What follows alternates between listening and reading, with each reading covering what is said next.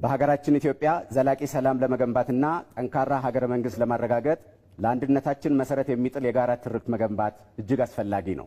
እኛ ኢትዮጵያውያን አንድነት ያስፈልገናል። ይህ አንድነት ብዝሃነትን ያከበረ ህብረ ብሔራዊ አንድነት መሆን አለበት። በሚቀጥሉት ዓመታት የብሔራዊነት ትርክትን በመገንባት ለኢትዮጵያ ህብረ ብሔራዊ አንድነት መሰረት እንጥላለን።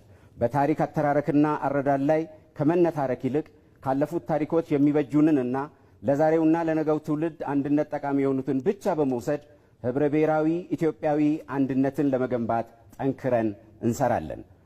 ኢትዮጵያችንን የሚያስተሳስሩ የጋራ ትውስታዎችን አጉልተን በማውጣት ለሀገረ መንግስት ግንባታ እንዲውሉ እናደርጋለን። ታሪኮቻችን፣ የሚዳሰሱና የማይዳሰሱ ቅርሶቻችን ለህብረ ብሔራዊ አንድነታችን መሰረት እንዲጥሉ በሚያስችል መልኩ እንዲገለጡ፣ እንዲታደሱና የጋራ ማንነታችን ምልክት እንዲሆኑ አድርገን ኢትዮጵያን እንገነባለን። እኛ ኢትዮጵያውያን ኢትዮጵያን የገነባነው በጋራ ነው። ለአንድነቷ መስዋዕትነት የከፈልነው በጋራ ነው። ይህ የትናንት እውነት ዛሬም ነገም የሚቀጥል እውነት ነው።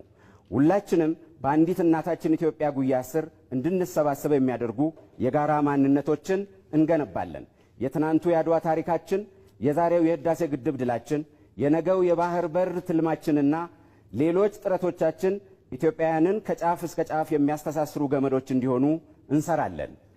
ጠንካራ የሀገረ መንግስት ግንባታ በጠንካራ ተቋማት ግንባታ ላይ የሚመሰረት መሆኑን ፓርቲያችን ያምናል።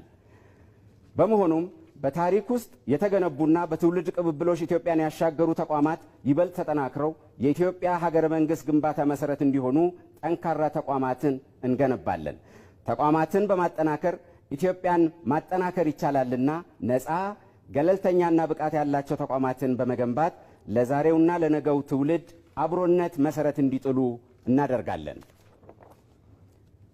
ለግለሰቦች ለቡድኖችና ለፖለቲካ ኃይሎች ሳይሆን ለሀገር ለትውልድና ለሕዝብ የቆሙ የሀገር ፍቅር ስሜትን የሚያጎሉ ብሔራዊ ጥቅማችንን የሚያስጠብቁ የብሔራዊ አርበኝነት መገለጫ የሆኑ ተቋማትን እንገነባለን።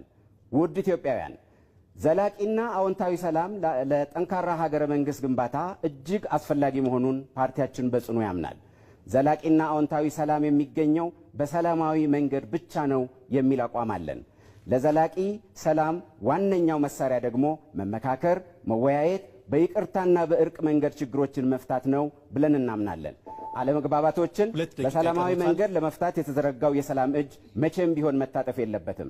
የጦር መሳሪያ ታጥቀው ለዜጎቻችን ሞት፣ መፈናቀል፣ የህይወትና የንብረት ውድመት ምክንያት የሆኑ ኃይሎች ወደ ሰላም መንገድ እንዲመለሱ ሲደረግ የቆየውን ጥሪ በቀጣይ ዓመታት ማጠናከር